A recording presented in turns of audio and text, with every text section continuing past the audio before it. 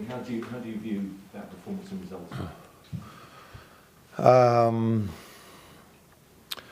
Going 2 times behind against a very strong and good Arsenal team, then to get a point is pleasing to see, especially because we had to play an away game in Europe this week. We had 1 day less to recover and to prepare, and then to go 2 times behind with the fans being so loud and us coming back so strong the second half, because I think we deserve to be 2-1 down or 1 goal down at half time.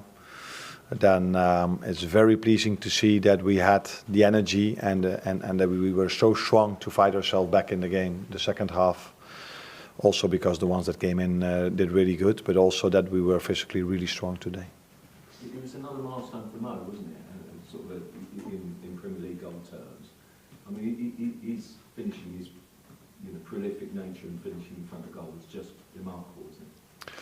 Yeah, but that's not only all. It's also that he's also available for us as well, and that's, I think, one of the things that top players have, that they are always available and they show up in the big games. And I think today was a big game for us again, just like last week against Chelsea, where he showed up with a goal and assist also. So, yeah, that's also what you need if you are a big club like we are and like Arsenal is. Then you need these quality players, because if you don't have them, it's going to be quite difficult to get your results. So it's something you need to have as a club, to have these players that can make the difference for you. And Mo was that today offensively, although I think we have to give credits to Darwin and to Trent as well in that goal. But for me, the one that stood out today was, and that's a question. He was also very good, but I think Konate was also very good for us today. So he doesn't always get the attention he deserves, in my opinion. He's asking to be the man of the match all the time. But he's coming closer and closer and closer to achieve that, because I think he had a great performance today as well.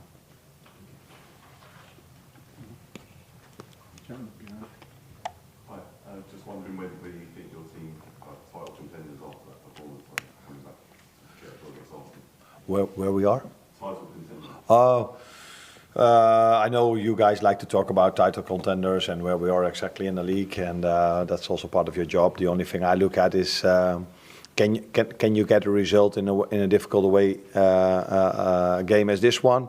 And the way we did it pleased me a lot, and we're only 9 or 10 games into the season.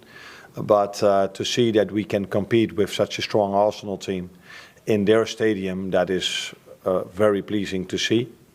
But where that exactly will lead towards the end of the season, I cannot tell you yet. You mentioned Konate, and he's obviously had a bit of a tricky time with injury during his Liverpool career so far. Obviously this season he's playing 3 games nearly every week. Have you done anything differently to sort of make sure that he's staying fit? That I cannot tell you, because I wasn't there last season. So the only thing I know is that these players, from the moment I stepped in, put a lot of effort in themselves to stay fit. And I said it many times, our performance staff and medical staff is one of the best in the world, which is normal if you're in Liverpool, because one of the best clubs in the world.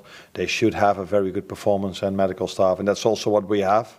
But the main thing is that the players buy into it, because they have to do the work and they have to recover and they have to go into ice bath and all these things we are asking from them to be prepared in the best possible way. And that's till this moment what Ibu has done, and what the program we offer them has maybe helped him a bit as well. But in the end, it's always about the players. They have to do the effort to stay available. James. Arne, what did you make of Darwin Núñez's display today? He was able to come very deep first half to get involved, but the fact he played a part in the equaliser, does that show the value of keeping him on, and the fact that he just keeps on going? Yeah. The last thing is also the reason why I keep him on, because if you just keep on going, I see you're fit enough to keep competing. And that compared to Ibu, not compared, but also after speaking about Ibu, that is what almost surprised me, because Darwin hasn't played that much yet.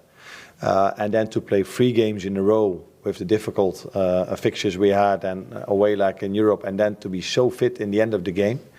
You know, I took Curtis off against Leipzig, because that was Where I was a bit afraid of, is he ready to play 2 in a row? But with Darwin, in my opinion, I have no choice because he's the only available striker at the moment. For him to see how hard he worked was really pleasing. Yes, he had to play deep the first half, but that had not so much to do with the game plan, but with the quality of Arsenal in the first half, because they dominated us without creating that many chances. Though they also needed set pieces for the second goal and also to threaten us. Where the first goal was, of course, a great individual quality of Saka. Well, What was the message last time? Because it was a lot better in the second half. You had to sort of put a lot of pressure in the first half. The thing is, if you face Arsenal with a manager that's working here for 4 or 5 years, and he has done an incredible job over here because his team can play in so many different setups. So they always play 4-3-3, but the way they position themselves is they can do this in, I think he said it once himself, 40 different setups. I don't know what he exactly said, but in many different setups. So you prepare a game plan, you expect something, but you cannot tell your players 40 different options. So you try to prepare them in the best possible way. But now they played with a false 9, which they do maybe more often, but they didn't come that many times with a fullback inside, so they didn't let it go. So we could prepare them at halftime a bit better for what we saw the first half. We took some more risk, but I think the main thing was that we just put more energy into it. We pressed them more aggressive from the start, and then I saw also that we could keep going where they had to take a few of their quality players off as well, because they couldn't go on, and maybe that helped us in the end a bit as well. down here with the cup. Where last time I said, I just take it over now, but last time I said I completely deserved the yellow card. This time I don't think I did it, because I said after so many times that they were on the floor, which can happen in football, I don't blame them for that, but they always fell down after they had ball possession, and that took the energy out of the game, in my opinion. And I said to Ibu, this is a fucking joke.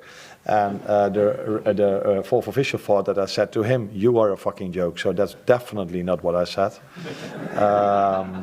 But I got a yellow for that, so now I'm on 2. So that I have to be careful now. That with the cup. Sorry? Can